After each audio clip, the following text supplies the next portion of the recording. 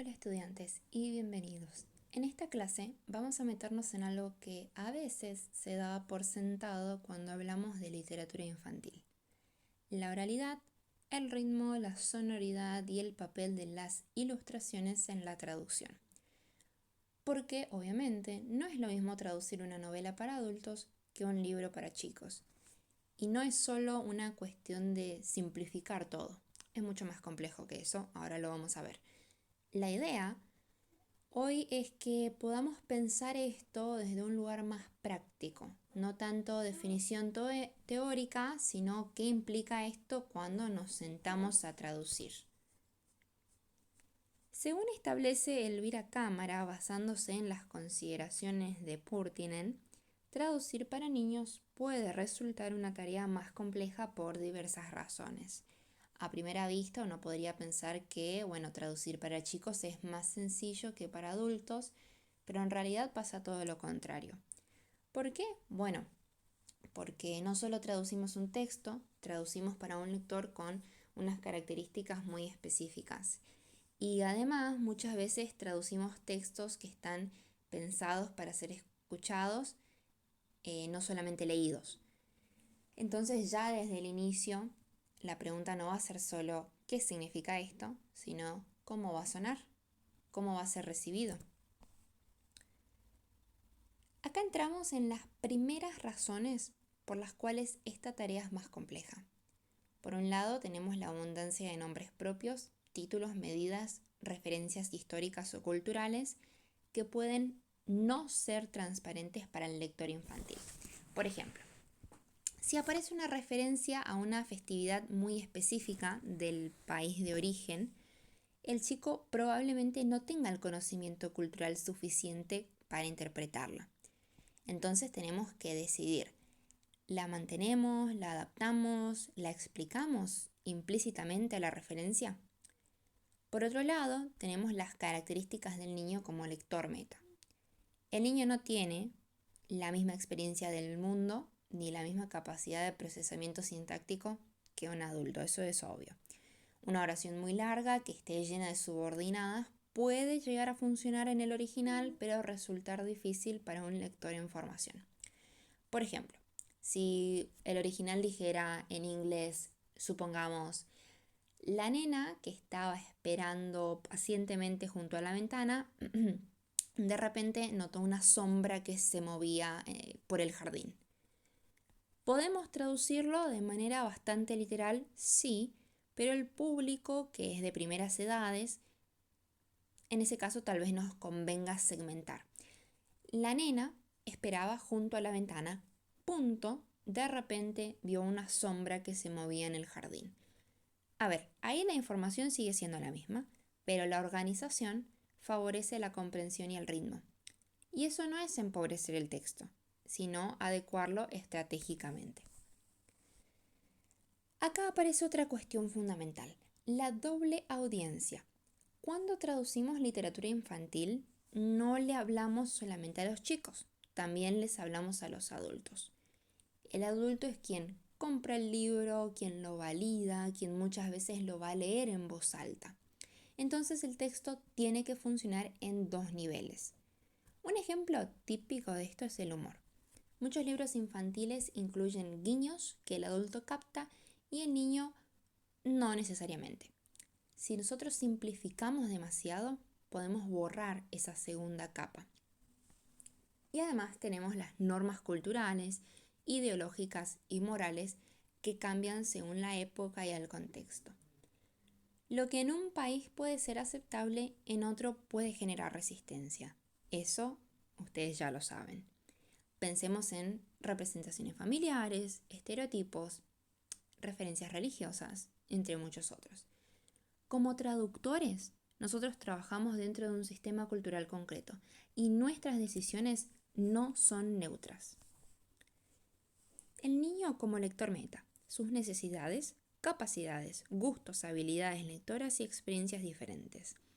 Elvira Cámara considera que hablar del niño como destinatario de una traducción es empezar a delimitar al lector meta, algo fundamental e imprescindible para garantizar un nivel mínimo de aceptabilidad en la relación texto traducido, comunicación.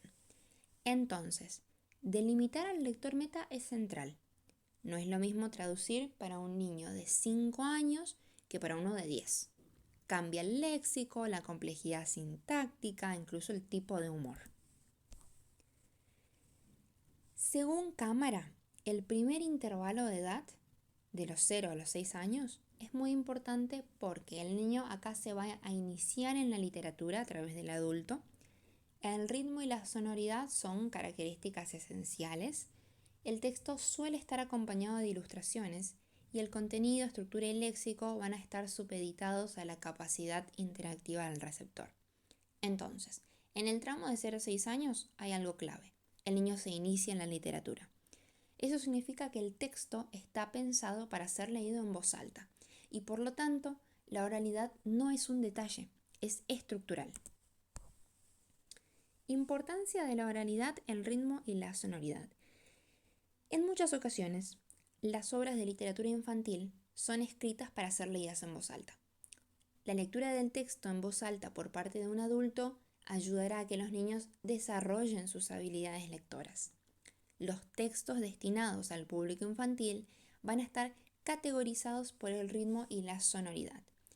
Muchos textos infantiles están construidos sobre repeticiones, rimas, aliteraciones, onomatopeyas.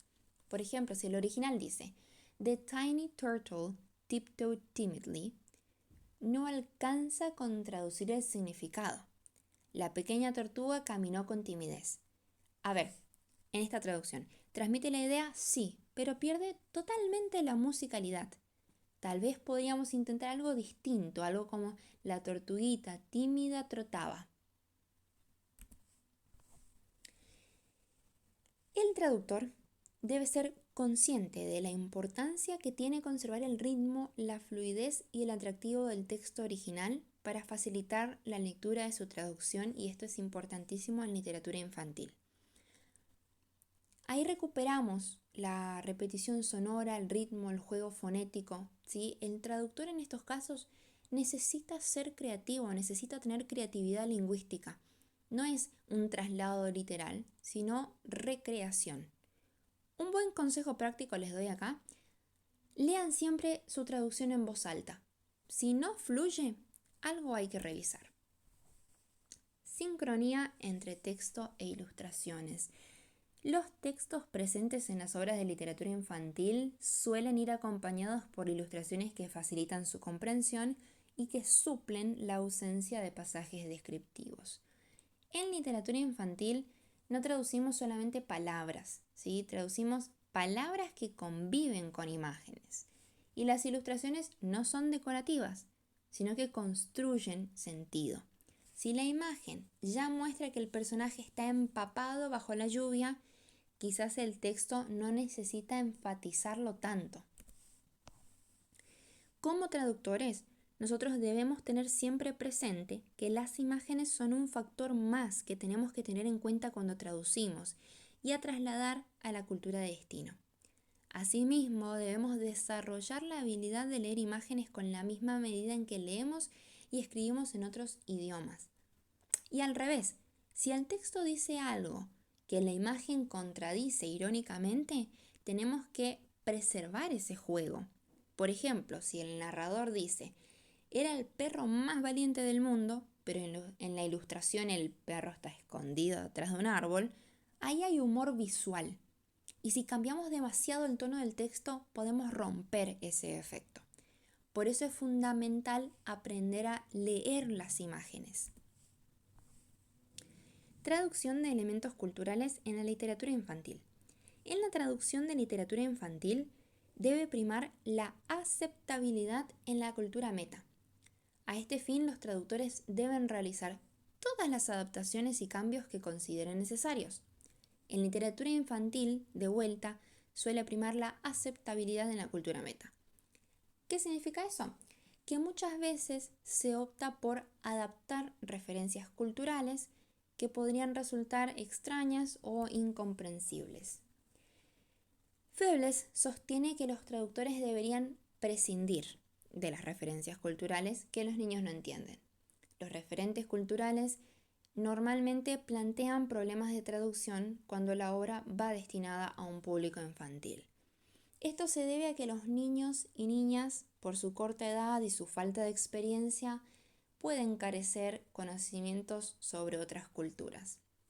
De vuelta, medidas, comidas, juegos infantiles, sistemas escolares, todo eso puede requerir que ustedes tomen decisiones estratégicas mientras traducen. Si aparece una medida en millas, probablemente la tengamos que pasar a kilómetros.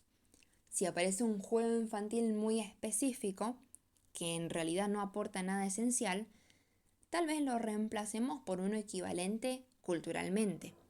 Pero cada decisión tiene efectos y eso ustedes lo tienen que saber, deben ser conscientes. Veamos así algunos ejemplos. Tenemos antropónimos y topónimos, intertextualidad de hechos históricos, literarios, artísticos y religiosos, todo lo que son héroes, mitología, creencias populares, costumbres y hábitos, sistemas educativos, juegos infantiles, comida, bebida y vestimenta, flora y fauna, peso, medida, monedas, profesiones y deportes. Cuando trabajamos con nombres propios o referencias culturales, podemos copiar, adaptar, traducir, reemplazar, omitir o incluso crear. Por ejemplo, un personaje llamado Mr. Bumblebee podría quedar igual, traducirse como señor abejorro o transformarse en algo como el Don Zum Zum para mantener una musicalidad. Cada opción genera un efecto distinto, más extranjero, más cercano, más lúdico. Y en la literatura infantil muchas veces el efecto sonoro pesa tanto como el significado. Las funciones de la ilustración: mostrar lo que no expresan las palabras, redundar en el contenido del texto, decorar y embellecer el texto y captar y mostrar parcelas del mundo que nos rodea. La relación entre texto e ilustración y el papel que ésta desempeña en función de la palabra a la que acompaña es una de las primeras cuestiones que se plantean en los estudios que versan sobre este tema.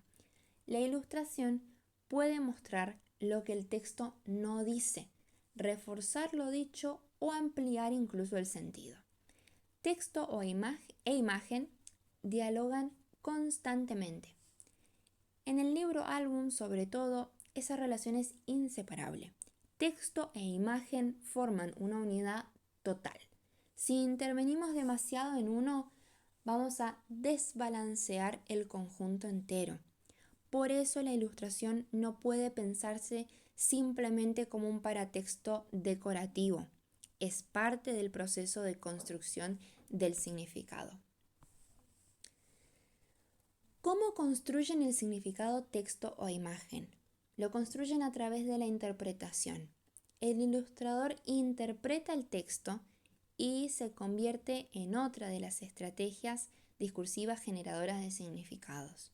El diálogo entre el texto y la imagen es uno de los factores que define el procedimiento de creación de un escritor e ilustrador.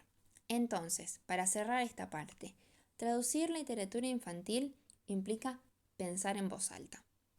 Implica escuchar el ritmo, cuidar la sonoridad, considerar la edad del lector, que es importantísimo, evaluar el contexto cultural y leer las imágenes.